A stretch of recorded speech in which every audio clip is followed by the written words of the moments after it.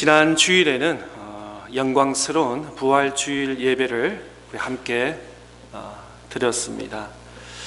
또 교육부 학생들과 함께 세례식도 있었고, 또 오랫동안 준비한 우리 찬양대 칸타타로 귀한 하나님께 영광의 찬양을, 은혜로운 부활주일 예배를 드렸습니다. 어떻게 보면 기독교에서, 우리 신앙에서 가장 중요한 사건이 바로 그날 부활입니다.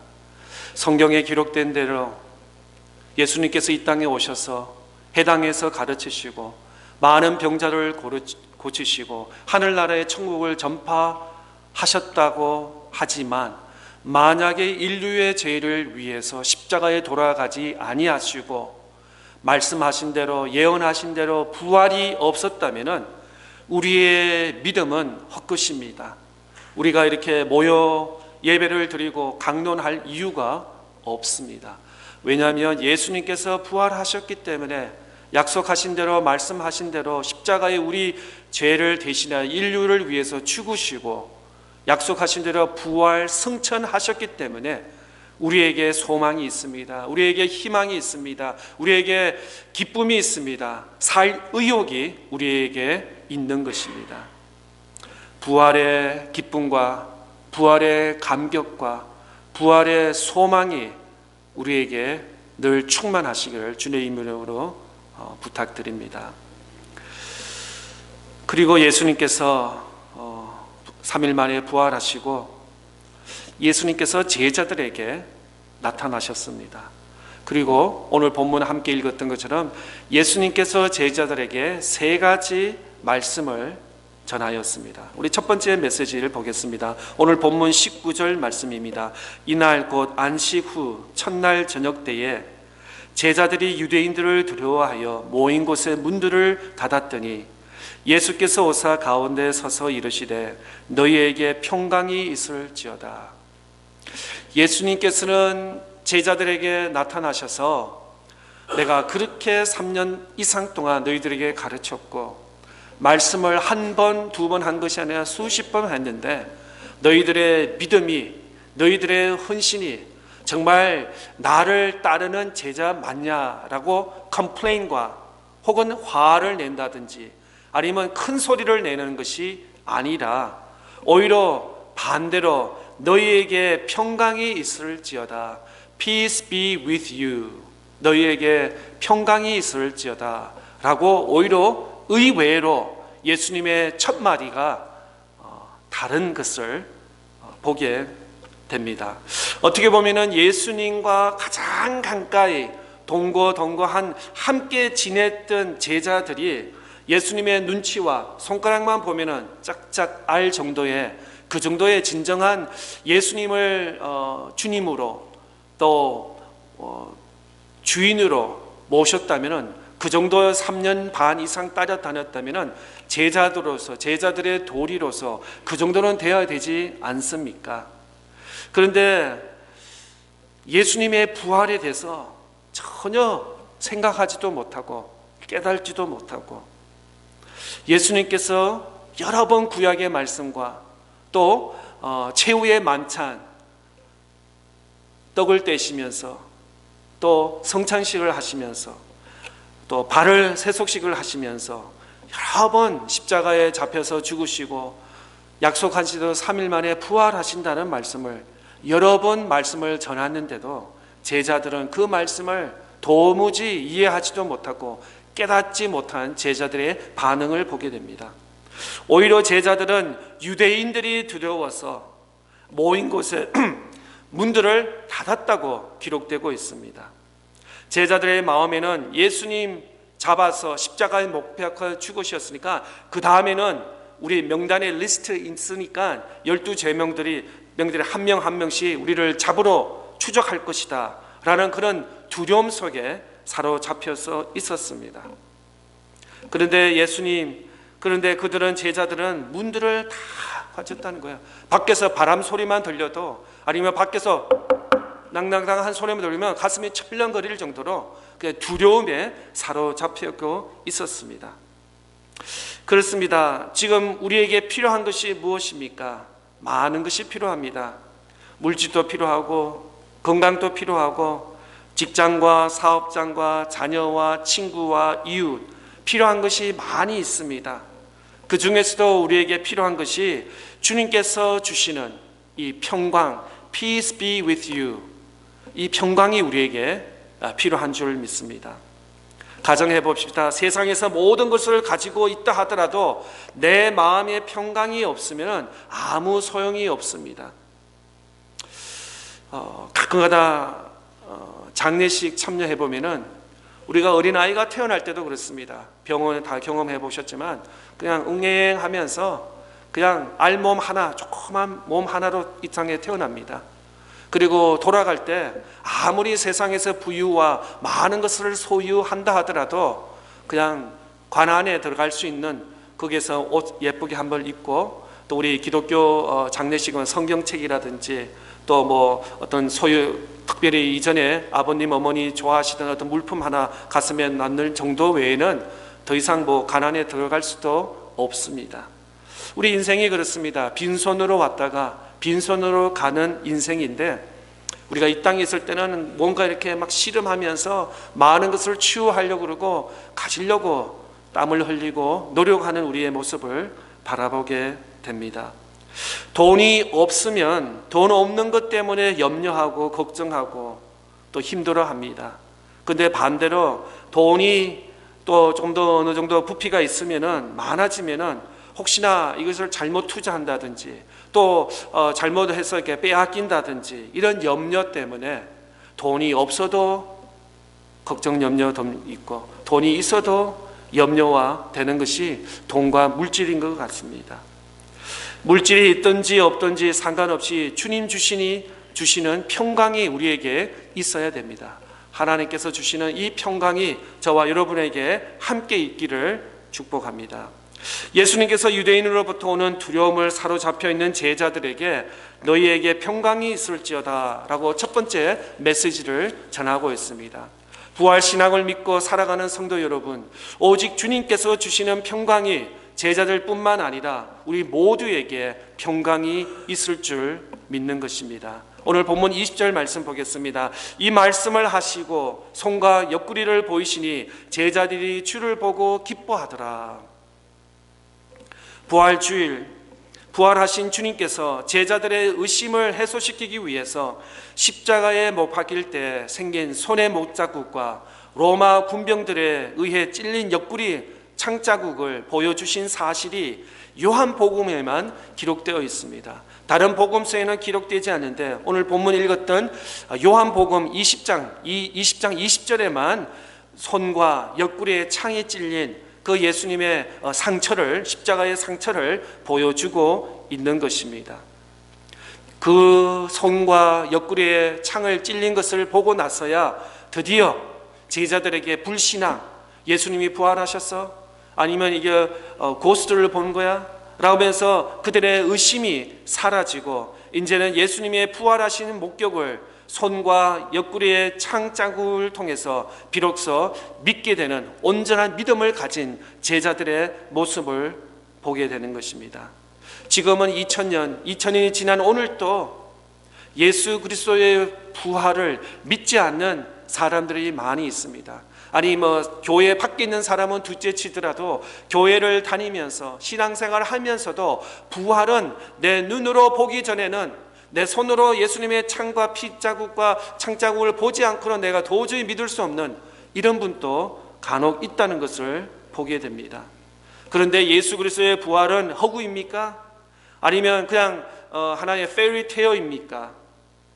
지난 금요일도 말씀드렸지만 예수님이 십자가에 못 박혀 죽으셨습니다. 우리 믿는 사람은 그 뜻은 뭐냐면 우리도 예수님과 함께 십자가에 못 박혀 죽었다는 사실입니다. 그 말은 더 이상 나라는 존재가 내 삶의 중심으로 사는 것이 아니라 바로 예수님 중심으로 산다는 말씀입니다. 그래서 요한복음 3장 31절의 말씀에는 나는 쇠약해지고 내 안에 예수가 더 강해진다라고 사도 요한은 우리에게 이렇게 말씀을 하고 있습니다.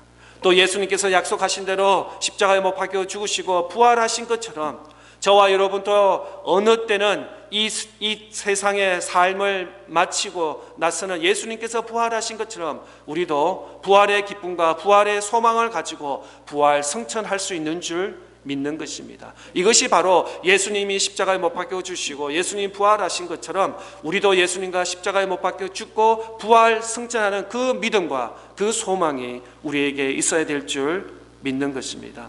사도 바울은 비로소 신약 성경에 예수님께서 예수 부활을 기독교 신앙의 핵심이라고 이렇게 말씀을 하면서 특별히 고린도전서 15장은 바로 부활장입니다.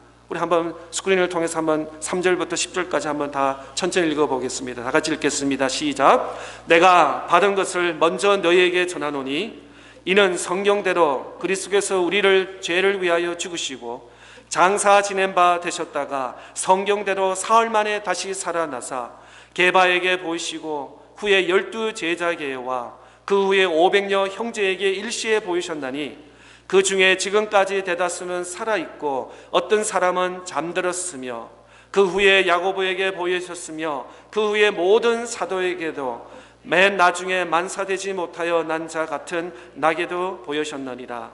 나는 사도 중에 가장 작은 자라. 나는 하나님의 교회를 박해하였으므로 사도라 칭함 받기를 감당하지 못할 자니라.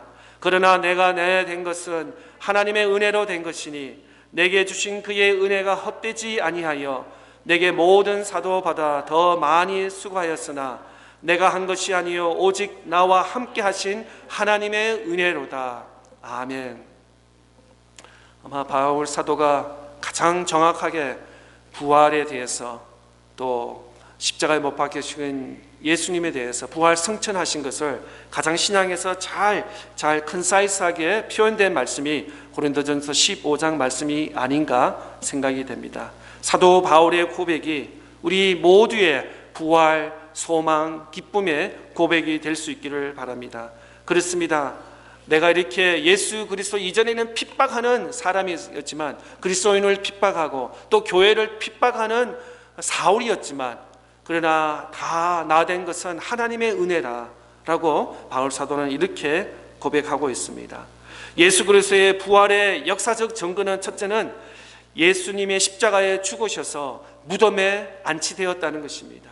또 둘째 증거는 예수님의 무덤은 빈 무덤이 empty tomb, 빈 무덤이 되었다는 것입니다. 분명히 예수님 십자가에 못 박혀 죽으셨습니다. 무덤의 속에 들어갔습니다. 안치되었습니다. 그러나 3일 후에는 부활하셨기 때문에 그 시체가 빈 무덤이 된 것입니다. 셋째로는 많은 사람들에게 마리아라든지 예수 제자들이라든지 그 외에 많은 사람들에게 나타났다는 것입니다. 또 네 번째 중요한 사실이 뭐냐면 예수 그리스도의 부활을 목격하고 증거한 사람들의 삶이 변화됐다는 것입니다. 더 이상 그들은 그냥 ordinary, common, 그냥 평상시처럼 똑같이 생활하지 아니하고 부활의 기쁨과 부활의 확신을 가지고 그들의 인격이 변하고 그들의 삶의 목적이 변하면서 더 나아가서 제자들의 모습을 보십시오. 이전에는 두려움 속에 문을 잠그고 혹시나 로마 군인들에 잡힐까봐 두려움 속에 있는 그 제자들에게 예수 그리스도의 복음을 전할 수 있는 담대함을 허락하여 주시고 더 나아가서 죽기까지 예수 그리스도 때문에 죽기까지 생명을 아끼지 않을까지 그만큼 변화, transform, change 됐다는 제자들의 모습과 또 많은 초대교회 성도들의 모습이 바로 예수 그리스도가 진정으로 부활하신 것을 우리는 목격할 수 있는 것입니다. 두 번째 메시지, 예수님께서 제자들에게 나타나시면서 두 번째 말씀을 하고 있습니다. 21절 본문 말씀 보겠습니다. 예수께서 또 이르시되 너희에게 평강이 있을지어다. 아버지께서 나를 보내신 것 같이 나도 너희를 보내노라. 부활 이후의 삶은 가만히 있는 것이 아닙니다. 그냥 많은 사람들이 갈보리 산 위에 올라가서 예수님이 십자가에 못 박혀 죽으시고 그 양면에 또 도둑들과 함께 죽는 그 장면을 보고 그냥 실망과 좌절해서 그냥 자기 그 다음날 출근하고 학교 가고 직장생활하고 똑같은 그런 삶을 사는 것이 아니라 부활 이후의 삶은 가만히 있는 것이 아닙니다. 그 자리에 머물러 있는 것이 아닙니다. 내 안에 있는 부활 신앙을 전하는 것입니다. 그래서 예수님께서 예수 그리스도의 죽음과 또 예수 그리스도의 부활하심을 전하는 것이다 라고 말씀하고 있습니다. 복음을 듣고 나아가는 것이라고 말씀합니다. 예수님께서 그렇습니다. 아버지, 하나님 아버지께서 나를 이 땅에 보내주셔서 인류를 대신하여서 구원의 역사, 십자가에 못 박혀 죽게 하게 하신 것처럼 나도 너희를 이 세상에 보내노라. 그 사명이 있습니다. 그 사역이 있습니다. 바로 부활하심을 온 전파에, 온 세상 끝까지 전파하라는 것입니다. 그래서 사도 바울은 이렇게 말씀하고 있습니다. 로마서 10장 14절과 15절의 말씀에 그런즉 그들이 믿지 아니하는 일을 어찌 부르리요, 듣지도 못한 일을 어찌 믿으리요, 전파하는 자가 없이 어찌 들으리요, 보내심을 받지 아니하였으면 어찌 전파하리요, 기록된 바 아름답도다 좋은 소식을 전하는 자들의 발이여 함과 같으니라. 그렇습니다. 여러분의 삶을 생각해 보십시오. 보통 어릴 때 모태신앙을 하신 분들은 아마 부모님, 할아버지 때부터, 부모님 때부터 교회를 다녔기 때문에 자연스럽게 그냥 어릴 때부터 교회 주일학교부터 다녔을 것입니다. 아니면 어떤 신실한 친구가 될 수도 있고 이웃이 될 수도 있고 먼 친척이 될 수도 있고 누군가의 전도, 누군가의 어떤 기도, 희생을 통해서 여러분이 오늘 이 예배의 자리에 앉을 수 있게 된 것입니다. 마찬가지 누구의 아름다운 발걸음이 있었기 때문에 여러분을 위해서 기도하고 또 교회로 인도하고 또 복음을 전하는 그 아름다운 손길이 발걸음이 있었기 때문에 오늘 우리가 이 자리에, 예배의 자리에, 또 믿음의 자리, 또 구원의 자리에 있는 줄 믿는 것입니다. 사도 바울은 아름답도다 복음을 전하는 발걸음이요, 복음을 듣고 나아가는 발걸음은 아름답다고 말씀하고 있습니다. 전도자의 삶을 사는 것입니다. 전도는 목회자와 또 신앙생활을 오래 한 교회 지도자만 하는 것이 아니라 부활 신앙을 믿는 우리 모든 그리스도인들이 감당해야 할 사명입니다. 내 가정에서부터, 내 직장에서부터, 내 직장과 사업장, 더 나아가서 내 가까운 이웃에게, 만나는 사람들에게 부활의 기쁨을, 부활의 소망을 전하는 삶이 바로 부활 신앙의 삶인 줄 믿습니다. 바울 사도는 또 이렇게 말씀하고 있습니다. 디모데후서 4장 2절 말씀에 너는 말씀을 전파하라. 때를 얻든지 못 얻든지 항상 힘쓰라. 범사의 오래 참음과 가르침으로 경책하며 경계하며 권하라. 아침이든 오후든 저녁이든 늘 우리가 부활의 기쁨과 또 우리 안에 예수 그리스도의 구원의 확신을 우리에게 전하는 것입니다. 우리 자녀들에게, 우리 가족들에게, 또 우리 직장 동료에게, 또 만나는 사람들에게 그 감사와 기쁨을 우리가 전하는 것입니다. 지난번에도 말씀드렸지만 복음성가 가수 스티브 그린이라는 사람이 있습니다. 이전에는 빌리 그레엄 크루세이드에 여러 번 같이 집회를 돌아다니면서 찬양을 하신 유명한 미국 CCM 가수 스티브 그린이 한 번은 한국에 가서 온누리 교회에서 송정미 복음성가 가수와 함께 People need the Lord, 그들은 주가 필요해 라는 찬양을 한 유튜브를 본 기억이 납니다. 그렇습니다. 이 세상에는 주님이 필요 없는 사람이 없습니다. 나는 예수님 같은 거 필요 없어, 나는 교회 그런 거 필요 없어, 나는 I'm okay, I'm fine, 이런 사람은 이 세상에 아무도 없다는 것입니다. 단지 주님을 아직까지 만나지 못했을 뿐입니다. 누군가의 아름다운 발걸음, 누군가의 이웃의 사랑과 함께 형제 자매와 함께 교회 가서 예배 드리자, 예수 그리스도의 말씀을, 복음을 듣자, 배우자라는 그 전도의 발걸음이 없을 뿐이지 주님이 필요 없는 분은 아무도 없다는 것입니다. 어린아이는 어린아이대로, 학생은 학생대로, 젊은이는 젊은, 장년, 노년, 남자, 여자, 또 한국 사람, 중국 사람, 미국 사람, 유럽 사람, 남미 사람 할 것 없이 예수님이 필요 없는 사람이 이 땅에 아무도 없다는 것입니다. 우리가 모여서는 예배를 드리고 기도하고 성경 말씀을 배우고 나아가서는 삶의 현장에서 부활하신 예수 그리스도를 증거하는 삶이 바로 부활 이후의 부활 신앙의 삶인 줄 믿습니다. 마지막으로 세 번째 메시지, 예수님께서 제자들에게 나타나시면서 세 번째 메시지입니다. 오늘 본문 22절 23절 말씀, 이 말씀을 하시고 그들을 향하사 숨을 내쉬며 이르시되 성령을 받으라. 너희가 누구의 죄든지 사하면 사하여질 것이요 누구의 죄든지 그대로 두면 그대로 있으리라 하시리라. 지난 4년 동안 우리는 배우지도 아니하고 들어보지도 경험하지도 못한 코로나라는 것을 미국뿐만 아니라 전 세계적으로 또 모든 분야, 정치, 경제, 사회, 교육, 가정에 영향을 주고 있습니다. 그래서 요즘에는 코로나 때 2, 3년 동안 대학 간 학생들, 또 처음으로 코로나를 하면서 고등학생들, 아니면 처음으로 코로나가 터져서 초등학생들, 그게 교육적으로 어떤 심텀이 지금 이제 하나하나씩 나오는 것을 보게 됩니다. 지금은 코로나가 100%는 없다고 말할 수는 없겠지만, 그러나 회사에서도 다 이제 다시 나오라는데 사람들은 두려워서 그러지 않은 그런 현장이 지금 직장과 또 학교와 또 모든 모임 속에서 있습니다. 저는 제 앞에는 지금 정확한 통계가 없지만 캘리포니아 같은 경우에도 한인 교회만 하더라도 코로나를 통해서 30%, 그러니까 100개이면 30개가 교회가 문을 닫고 또 이전처럼 많이 모이지 않는 그런 형태의, 그래서 요즘에는 목회자 세미나라든지 어떤 기사들을 보면은 코로나 이후에 어떻게 목회를 할 것인가, 어떻게 말씀을 전할 것인가, 어떻게 성경을 가르치신가 라는 그런 많은 연구들이 지금 서서히 나오고 있는 중에 있는 것을 보게 됩니다. 뿐만 아니라 개인과 삶과 또 국가가 모두 코로나라는 이런 질병을 통해서 변화를 아직도 받고 있는 것을 보게 됩니다. 제자들의 삶도 그렇습니다. 예수 그리스도의 부활 이전과 이후의 변화를 볼 수 있습니다. 예수의 제자들을 바라보면은 이전에는 제자들의 모습에 두려움이 있습니다. 너 예수 따라다니는 제자지? 그러면 아니라고, 다른 사람하고 착각했다고, 나는 예수라는 이름 들어본 적이 없다고 라고 발뺌없이 이렇게 하는 모습을 보게 됩니다.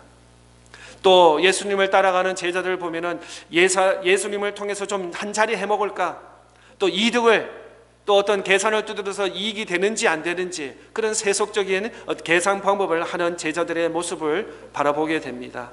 그런데 부활 이후 부활을 경험하고 부활하신 예수님을 눈으로 또 손으로 직접 내 눈앞에서 만져보고 나서는 그들에게는 더 이상 두려움과 걱정이 다 사라지고 진정 부활의 기쁨과 소망이, 확신이 제자들에게 있었음을 확신하고 있는 것입니다.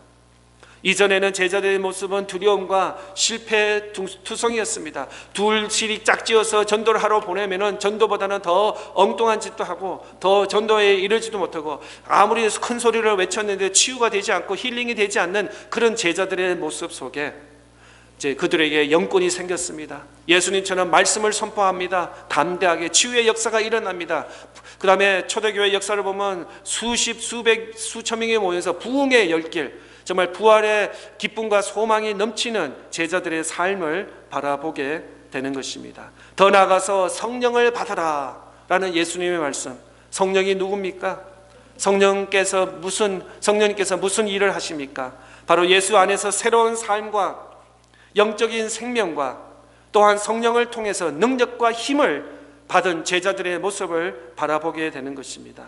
새로운 사역에 필요한 힘과 능력을 바로 공급받게 되는 것입니다. 성령이 없이는 부활 전도를 도저히 할 수 없는 제자들과 초대교회 성도들의 모습을 바라보게 되는 것입니다. 요한복음 14장 17절 말씀에 이렇게 기록되어 있습니다. 그는 진리의 영이라 세상에 능히 그를 받지 못하나니 이는 그를 보지도 못하고 알지도 못함이라. 그러나 너희는 그를 아나니 그는 너희와 함께 거하시며 또 너희 속에 계시겠습니다. 예수님은 구약에서 예언하신 것처럼 우리 죄를 대신하여 십자가에 죽으시고 약속하신 대로 3일 만에 부활하셨습니다. 그리고 두려움 속에 있는 제자들에게 나타나셔서 야단치는 것이 아니라 예수님께서 제자들에게 너희에게 평강이 있을지어다, 그리고 아버지께서 나를 보내신 것 같이 나도 너희를 세상에 보내노라. 그리고 우리 모두에게 사명과 사역을 주셨습니다. 바로 예수 그리스도의 부활 증거하라는 것입니다. 부활의 기쁨과 소망을 가지고 이웃에게 전하라는 것입니다. 그 사역을 할 수 있도록 또 성령을 받으라. 예수님께서 마지막 세 번째 메시지에 우리에게 하십니다. 다시 말씀을 정리해 드리겠습니다. 부활은 하나의 절기가 아닙니다. 하나의 이벤트 아닙니다. 이제 끝났으니까 부활 더 이상 이제 십자가 이야기, 부활 이야기 하지 맙시다 라가 아니라 부활 기념을 통해서 부활절부터 시작해서 계속해서 부활 신앙이 우리 마음 속에, 우리 생각 속에, 우리 삶 속에 계속 부활의 역사가 일어나야 될 줄 믿는 것입니다. 주님 주시는 평강을 누리시길 바랍니다. 더 이상 걱정과 두려움과 좌절이 아니라 주님 주시는 희망과 소망과 기쁨이 넘치는 저와 여러분 될 수 있기를 바랍니다. 더 나아가서 예수님께서 말씀하시고 아버지께서 나를 보내신 것처럼 나도 너희를 보내노라. 여러분, 저와 여러분을 가정으로, 직장으로, 사업장으로, 또 이웃 가까운 또 친지들에게 예수 그리스도의 부활과 소망이 없는 그들에게 전할 수 있는 저와 여러분 될 수 있기를 바랍니다. 더 나아가서 성령을 받아라. 성령이 무엇입니까? 말씀을 읽을 때 성령을 받은 사람은 이 말씀에 깨달음이 있습니다. 말씀이 이해가 됩니다. 이 말씀이 적용이 될 수 있습니다.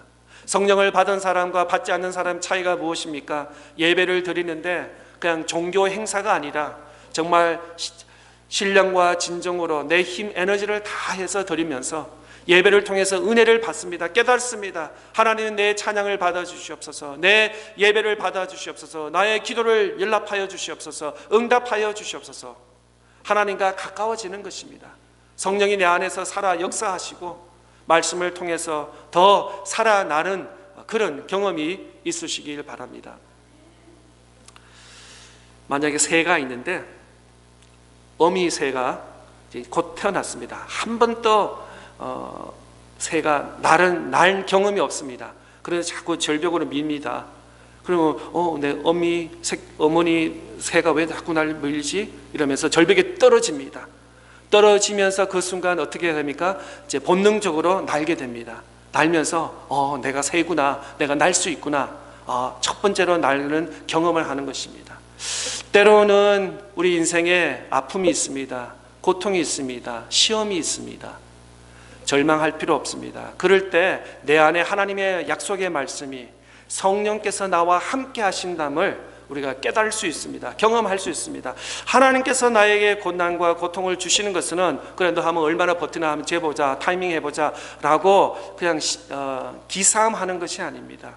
우리에게 충분히 기도하고 그 말씀에 붙잡고 능력으로, 성령으로 이 세상을 담대히 살 수 있는 능력이 우리 안에 있는 것입니다. 때로는 고난과 고통을 통해서 우리가 그것을, 우리 자신을 찾게 되는 그런 은혜와 축복이 저와 여러분에게 있기를 바랍니다.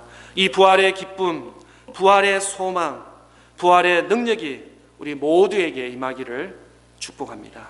기도하겠습니다. 하나님 아버지, 은혜를 감사합니다.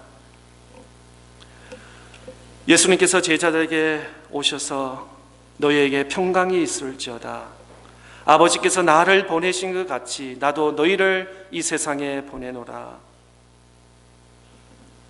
성령을 받아라 라는 제자들을 뿐만 아니라 오늘 우리 모든 믿음의 성도들에게 함께하여 주시옵소서. 하나님, 이번 한 주간 또 세상에 살면서 우리에게 부활의 기쁨과 부활의 소망과 부활의 능력이 충만하기를 감사하며 예수님의 이름으로 기도드리옵나이다. 아멘.